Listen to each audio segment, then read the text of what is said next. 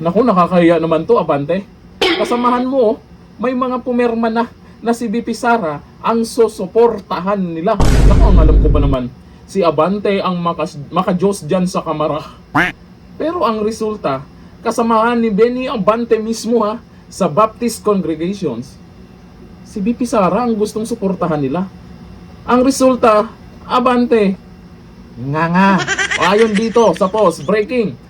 Mga kasamahan ni Benny Abante sa Baptist congregations nagpahayag ng kanilang suporta kay Sara Duterte. Yan sa post na yan, ang dami rin pong mga nag-comment na nagpakilalang sa Baptist din po daw sila, pero ang gusto nilang suportahan si BP Sara. Paano si Abante? Nakakahiya na ba? Ako nagtatanong lang O ayon dito, ang isang grupo ng mga church leaders at pastor mula sa iba't ibang Baptist congregations kasabay ng paglilinaw na hindi umano kumakatawan sa kanilang hanay si Benny Abante sa isang nilagdaang manifesto.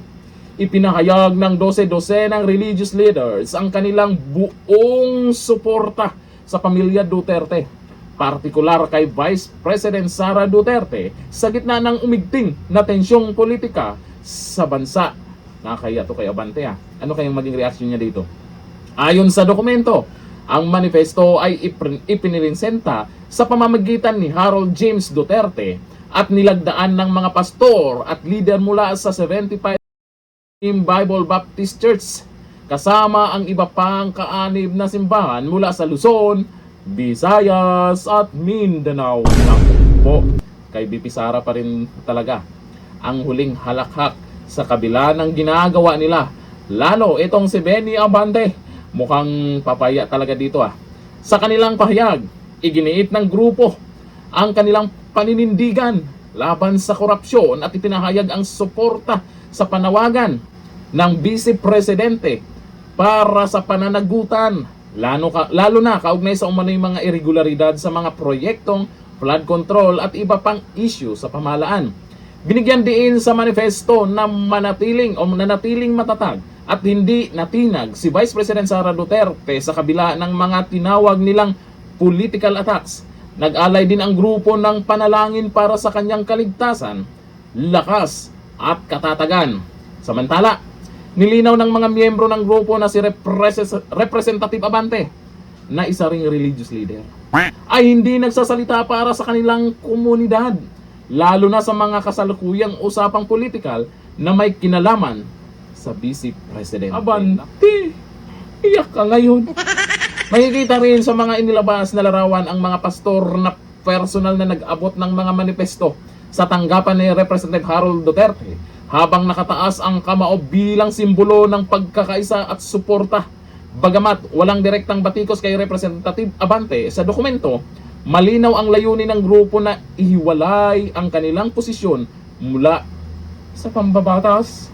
Inaasahan na ang hakbang na ito ng mga religious leaders ay magdadagdag sa lumalaking bilang ng mga grupong hayagang sumusuporta kay Vice President Sara Duterte sa gitna ng umiinit na sitwasyong politikal sa bansa. Nakakahiya, Abante, di ba?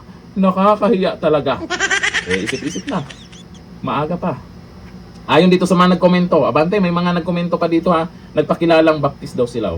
Sabi ni Enrique Kahinosayan, "We also a Baptist congregation but almost we are for Duterte." Sabi ni Ann Cooper, "Baptist din po ako, but I am for BP Sara Duterte." Ito sabi po ni Apolinar Arnel, "Kahit kami Baptist, 100% support sa mga Duterte." Naku po. Sabi ni Vilma Quintas, "Apektado tuloy ang Baptist dahil kay Abante, damay pa kami." Abante, alam na, galaw-galaw na, isip-isip na, kasi naman ay maswerte ka naman ngayon kasi ikaw yung nakaupo dyan. Pero sabi nila, talo ka daw sa butuhan Baka Diyos naman si Abante sa tingin ng iba. Pero kung isama yung usapin ng politika sa pagiging pastor niya, eto, malinaw na hindi suportado ng mga kasama niya. Abante, isip-isip na. Hanggang dito lang, thank you. Bye-bye.